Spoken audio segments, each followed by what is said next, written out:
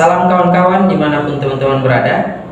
Selamat pagi, selamat siang, selamat malam untuk teman-teman yang bakal menonton postingan ini kapanpun teman-teman punya waktu.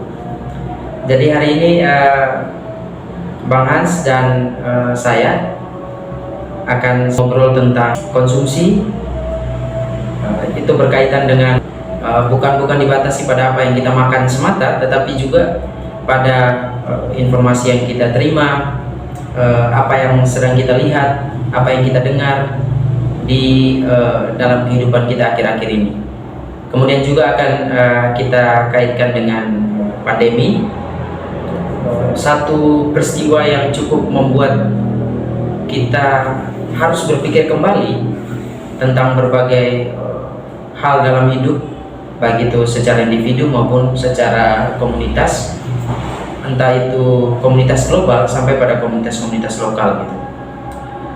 Kemudian yang ketiga, kita juga akan bicara tentang bagaimana memaknai ulang tentang pandemi yang sudah kita hidupi selama hampir 2 tahun belakangan, sampai pada bagaimana kita memaknai tentang kematian. Kira-kira itu sedikit pengantar dari saya. Sebentar kita akan ngobrol banyak tentang hal ini. Mungkin Bang Hans bisa menyampaikan sedikit kira-kira bagaimana Bang Hans melihat konsep konsumsi, kemudian yang selama ini kita ketahui dan masyarakat kita hidupi akhir-akhir ini. Oke, nonton nih, ini rekan saya dari Flores Timur yang tampan. Terima kasih yang dalam setiap sesinya selalu berbicara tentang love and lostness, kehilangan ya.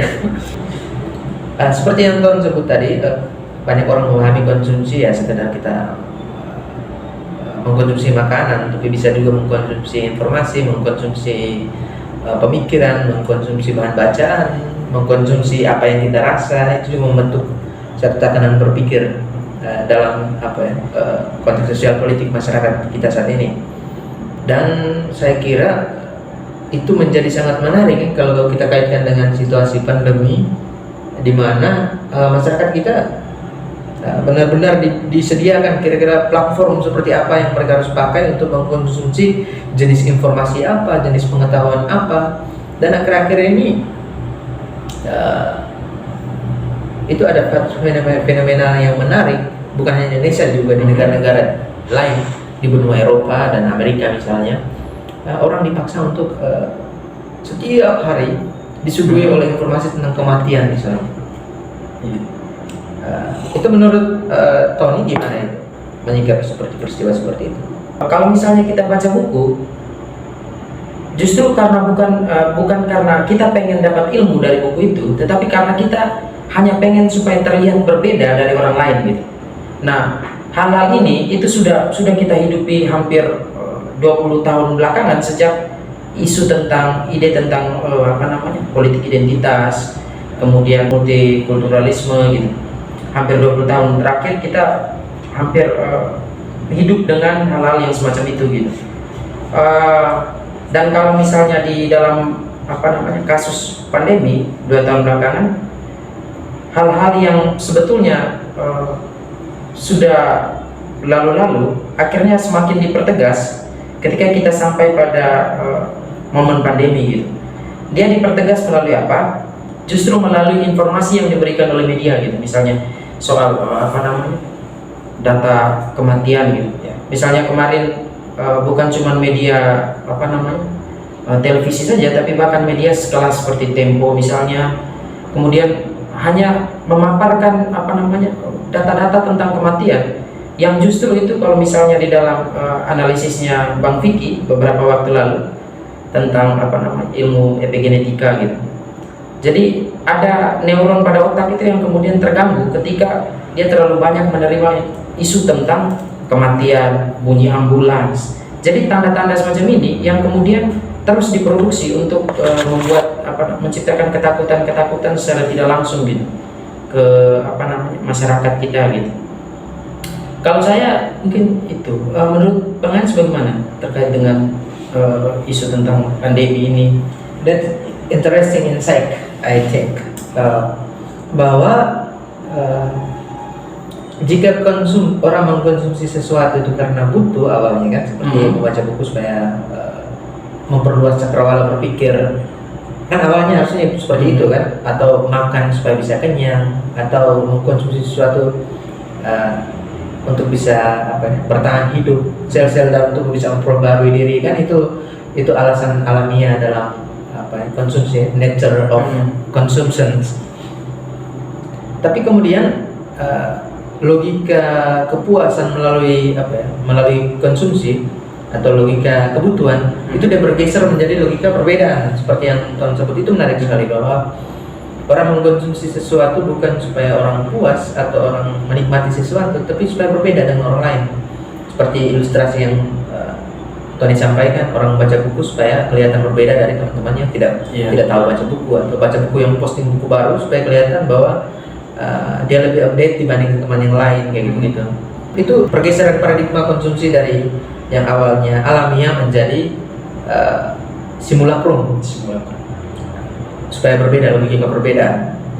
Itu poin pertama berkaitan dengan konsumsi. Dan poin yang kedua tadi itu juga menarik, bahwa itu saya teringat akan pernyataan Komandan Nazi Adolf Eichmann. Dia bilang, satu kebohongan kalau diucapkan terus-menerus akan menjadi kebenaran. Peristiwa kematian kalau diberitakan terus-menerus, pada akhirnya jadi sebuah peristiwa yang normal. Jadi ya kita hidup dalam budaya kematian, death culture, anggap seperti itu. Jadi ketika menghadapi peristiwa kematian, orang tidak punya attachment lagi pada peristiwa kematian itu kan, karena saking diberitahu terus-menerus. Dan kita hidup dalam masyarakat yang disebut Borelbeck sebagai masyarakat berisiko. Kita harus waspada, atau kita hidup dalam domain kedaruratan, selalu waspada, selalu semua indera itu selalu aktif untuk mengantisipasi kira-kira bahaya jenis apa yang akan mengancam, kan gitu. Misalnya praktek memakai masker, mencuci tangan, menjaga jarak, itu praktek-praktek dalam masyarakat yang selalu melihat risiko sebagai ancaman, bukan sebagai peluang untuk mengubah atau memperluas horizon cara berpikir. Kan kira-kira seperti itu kan? Iya, persis seperti apa yang sudah disampaikan oleh Bang Hans. Saya pikir saya tidak perlu mengulangi uraian itu, karena itu menjadi penegasan yang penting sekali. Karena di dalam peristiwa kematian akhir-akhir ini, justru misalnya liputan Watchdog kemarin, bahwa banyak sekali orang yang jadi pekerja-pekerja peti mati, justru kemudian mendapatkan banyak sekali pesanan, karena harus menguburkan begitu banyak orang dengan konsep protokol kesehatan, harus menggunakan pakaian yang serba tertutup dan lain sebagainya. Hal-hal semacam ini justru kemudian memberikan satu, bisa saya sebut sebagai asumsi ya, asumsi baru, kalau ternyata apa yang kita konsumsi itu juga menunjukkan bagaimana respon kita terhadap orang lain gitu. Nah, misalnya ketika kita konsumsi berita terlalu banyak tentang kematian, artinya ini bukan berarti teman-teman tidak boleh konsumsi berita dan lain sebagainya.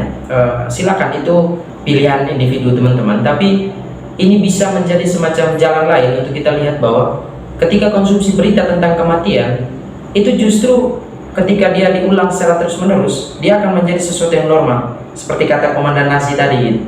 Nah, jadi ketika berita tentang kematian disampaikan secara terus-menerus, orang yang tadinya awalnya shock, kaget gitu. Kita kan masyarakat yang suka kaget gitu. Jadi kalau baca berita yang shock sedikit kita kaget, baca apa sedikit yang heboh sedikit kita kaget, mulai gosip dan lain sebagainya. Tapi itu tidak bertahan lama, 1-2 hari kemudian dia akan jadi biasa saja gitu. Nah, jadi selain kita dihadapkan dengan masyarakat yang serba kaget, kita juga dihadapkan dengan satu momen yang barangkali saya pikir Bang Hans tidak tahu ya, saya pikir Bang Hans juga menyadari hal itu. Kalau masyarakat kita menuju ke masyarakat yang jenuh sekali gitu. Jenuh dengan berbagai situasi ini, makanya banyak yang kemudian mau melakukan aksi protes, tetapi karena kontrol negara yang terlalu kuat. Saya pikir pandemi ini juga bisa menjadi semacam konsep kepengaturan baru yang saya pikir bisa menuju ke situ juga, karena secara tidak langsung misalnya kita diskusi banyak soal vaksin dan lain sebagainya, itu juga bisa menjadi satu wilayah baru di mana konsep tentang kontrol populasi itu bisa bisa mulai diterapkan. Saya pikir begitu. Kalau menurut Bang Hans bagaimana? Saya tertarik dengan konsep burnout. Tulisannya gimana saya lupa itu. Burnout society. Itu masyarakat yang lelah. Atau bahasanya Anton tadi, masyarakat yang jenuh. Orang jenuh bukan karena capek bekerja, tidak. Orang jenuh karena saking banyaknya aliran citra yang masuk dalam kehidupan. Mereka bingung kira-kira kemana mereka harus meletakkan konsentrasi dan fokus.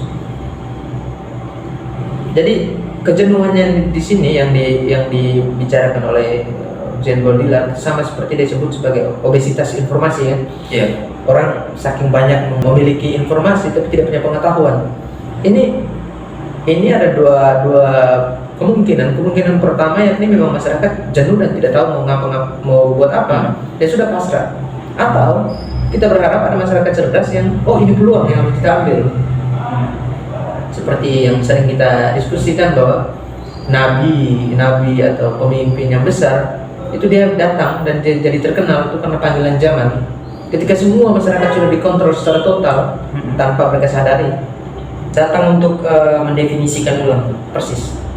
Nah, itu kira-kira ya seperti yang kita bahas selama ini, panggilan untuk mengambil tindakan seperti itu hanya bisa dilakukan oleh orang-orang yang cerdas.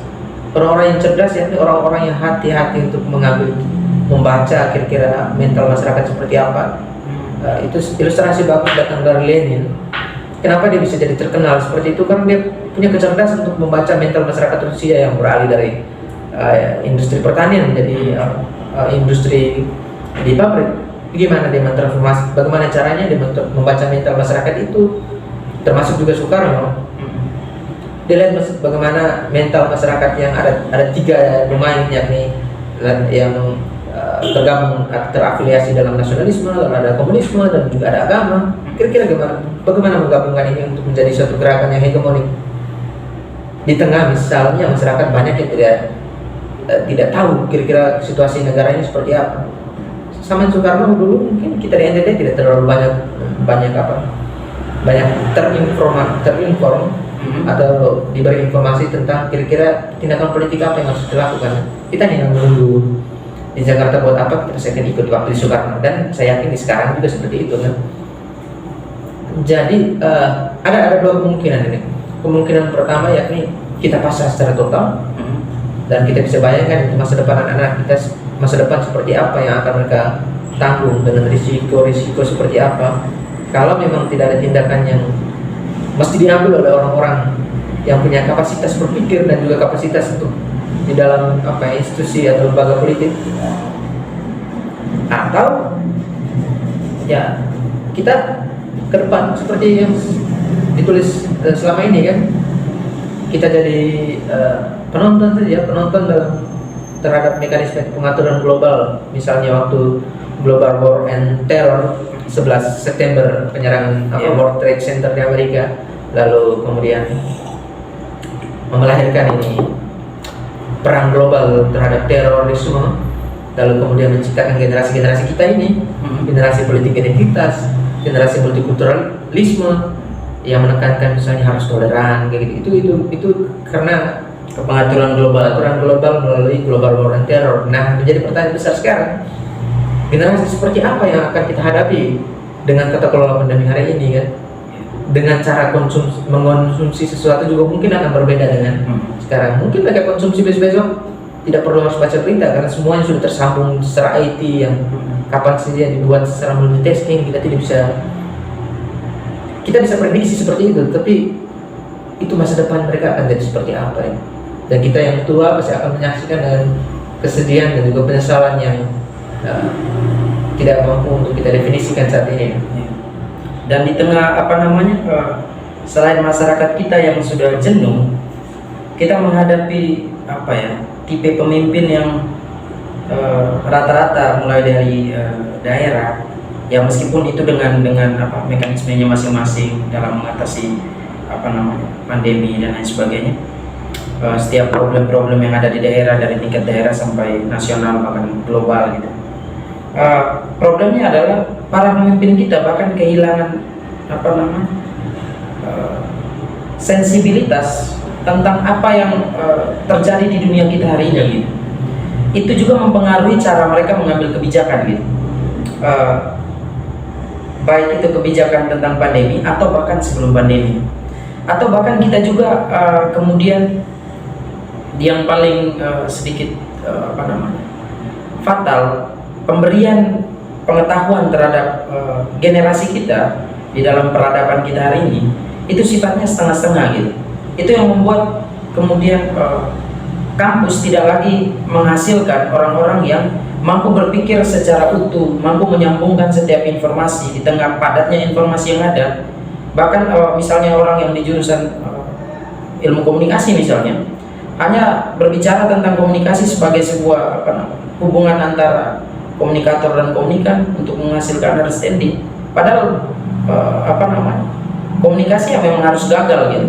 Nah, hal-hal semacam ini, definisi-definisi kecil semacam ini yang memang yang semestinya itu disediakan di apa namanya lembaga pendidikan gitu, atau misalnya juga di dalam komunitas diskusi gitu, di tengah apa namanya arus informasi yang padat, bagaimana memilih informasi, menghubungkan informasi gitu. Karena setiap kita memang tidak bisa mengelak dari apa namanya bagaimana informasi itu kita dapat gitu. Kita tidak bisa mengelak dari informasi itu, tapi kita punya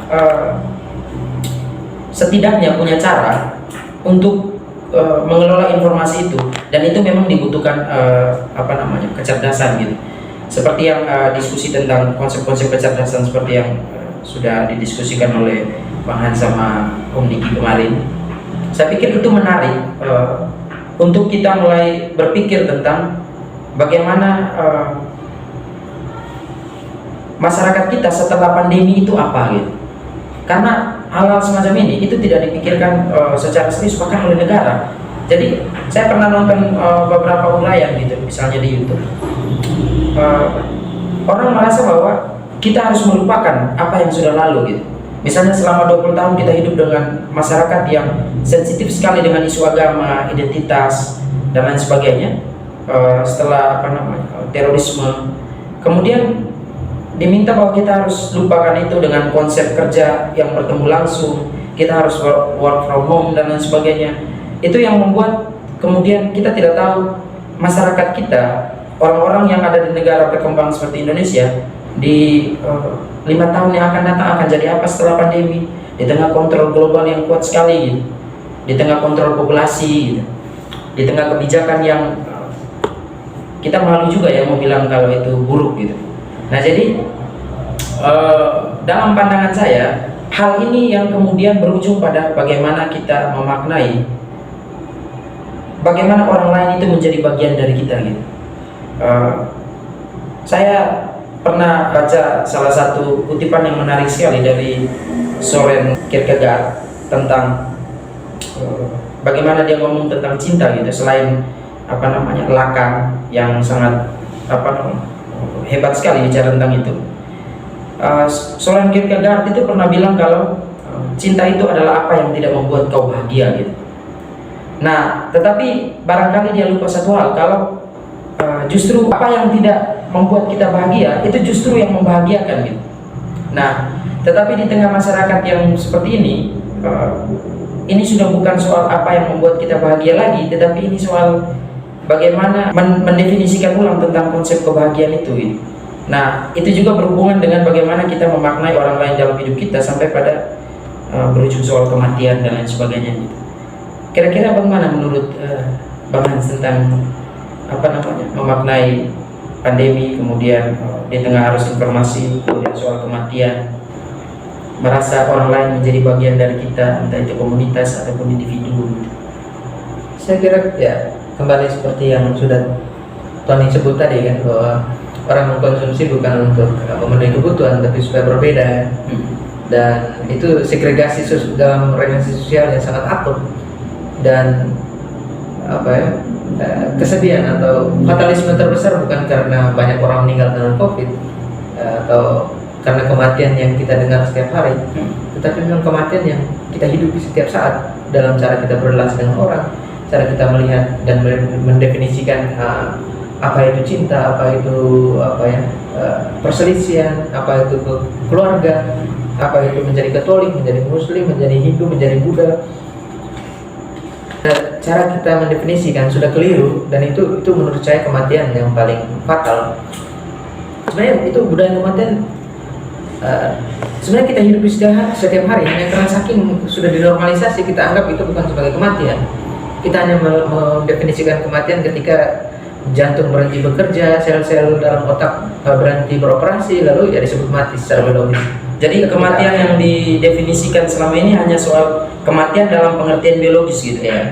Jadi kematian dalam pengertian yang lebih luas selama ini tidak pernah dibicarakan gitu. Karena itu tadi apa namanya, cara kita mengkonsumsi sudah keliru kan.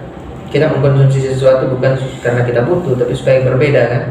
Dan logika diferensiasi atau pembedaan seperti itu memutus rantai hubungan kita dengan sesama, dengan lingkungan, dengan alam, dan juga dengan berbagai entitas yang ada di universe atau galaksi inilah.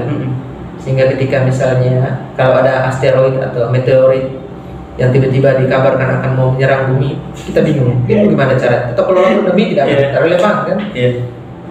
Pasti orang akan berpikir ulang lagi kan, bagaimana caranya mengatasi apa yang hadir dari luar angkasa datang ke sini gitu. Persis. Pandemi saya sudah disebut bahwa ini kutukan dari Tuhan, apalagi kalau dari atas, kutukan dari apa ya? Dewa-dewa Yunani ya. Jadi kita bisa tahu Tuhan, ini peluang sekaligus tantangan bagi kita, dan menurut saya seperti itu. Di mana ada tantangan, di situ harus ada peluang untuk yang harus kita ambil. Peluang yang harus diambil oleh generasi-generasi sekarang bukan hanya berpeluang untuk mengambil tindakan, tapi peluang untuk creative thinking. Ini kecerdasan kita untuk membaca tren zaman yang disebut di dalam kitab suci itu apa ya? Kecerdasan untuk membaca tanda-tanda zaman. Ya ini tanda-tanda zaman. Jangan terlalu jauh tanda-tanda zaman yang harus kita baca. Tidak perlu sampai kiamat, tapi pada saat sekarang ini. Karena itu yang menentukan ke depan kita seperti apa. Iya benar. Dan itu hampir tidak dibuat oleh siapapun. Di Eropa dan Amerika itu ada perlawanan seperti itu. Meskipun saya tidak terlalu tahu framing politiknya seperti apa. Tapi di Indonesia sama sekali tidak dibuat itu kan. Bagaimana orang respon terhadap tanda-tanda zaman semacam ini hanya sekedar duduk diam dan nonton berita gitu. Itu juga kayaknya agak bermasalah ini. Karena masyarakat beresiko, masyarakat sakit tadi kan. Karena memang benar apa Indonesia merdeka karena kecerdasan Soekarno membaca tanda zaman. Sehingga Indonesia itu bukan konstruksi kultural, itu konstruksi politik. Sama seperti sekarang kan, kita tunggu pemimpin siapa yang bisa membaca tanda zaman secanggih yang dilakukan oleh Soekarno. Saya yakin tidak ada. Kayaknya kalau misalnya problematisasi tentang pemimpin juga, dia bisa menjadi semacam satu mungkin pemimpin kita terlalu banyak konsumsi definisi tentang pemimpin yang literal gitu, kaku, yang kemudian tidak kreatif thinking dan lain sebagainya gitu. Jadi itu juga menjadi problem, bagaimana setiap kebijakan yang hadir itu hanya sekedar memberikan respon secara kebijakan, tapi tidak ada dimensi emansipatoris di situ kan. Jadi menjadi bagian dari masyarakat. Menjadi bagian dari masyarakat itu jangan kita berpikir bahwa hanya sekedar turun dan ke gorong-gorongan, turun kemana gitu, ke sawah dan lain sebagainya, kasih kotor kaki dan lain sebagainya. Bukan soal itu, tapi ada dimensi lain yang benar-benar hadir dan itu masuk ke dalam kebijakan gitu. Dan di tengah situasi yang begini juga memang tidak bisa dipungkiri kalau membaca peluang itu jadi penting juga. Membaca peluang soal bagaimana generasi kita ke depan, adik-adik kita anak-anak kita. Itu memang sudah menjadi tugasnya orang-orang yang diberikan kesempatan untuk sekolah ya. Tugas kita Ya, oke. Tugas kita bersama. yang menamakan diri intelektual, aktivis, mahasiswa, siapapun itu tugas kita, saya kira. Jadi kalau misalnya kita berhasil menerjemahkan secara baik, artinya kita tidak berharap sesuatu yang benar-benar sempurna gitu ya, tapi minimal bagaimana kita menerjemahkan dimensi kehadiran orang lain di dalam menjadi bagian dari kita, tidak hanya sebagai people dalam artian yang lebih luas, tapi relasi emosional gitu di dalam satu medan kuantum gitu. Itu selama ini hanya hanya sekedar sambil lalu saja gitu yang kita lakukan gitu. Tapi momen pandemi ini bisa menjadi bahan refleksi yang lebih jauh gitu, supaya definisi kita tentang kematian tidak hanya sekedar mati dalam pengertian biologis, tapi mati dalam pengertian politik itu yang bagaimana gitu ya, atau mati dalam pengertian sosial itu yang bagaimana gitu. Saya pikir itu menjadi hal yang menarik sekali gitu. Itu bagaimana, Bang Hans? Ya, saya kira seperti itu ya. Jadi kita sudah bicara ada 3 topik tadi, konsumsi, pandemi, dan kematian. Itu 3 topik sekaligus kita membahas dengan ilustrasi yang penting untuk diketahui dan dipahami oleh banyak orang saat ini kan. Saya kira seperti itu ya, Pak. Iya. Jadi mungkin begitu dulu teman-teman dialog kita hari ini. Kedepannya kita akan banyak bicara tentang topik-topik yang lain lagi. Jadi pembicaraan kita sampai di sini dulu. Saya Tony Tokan dan rekan saya Hans Sayon pamit undur diri. Sampai ketemu di lain kesempatan.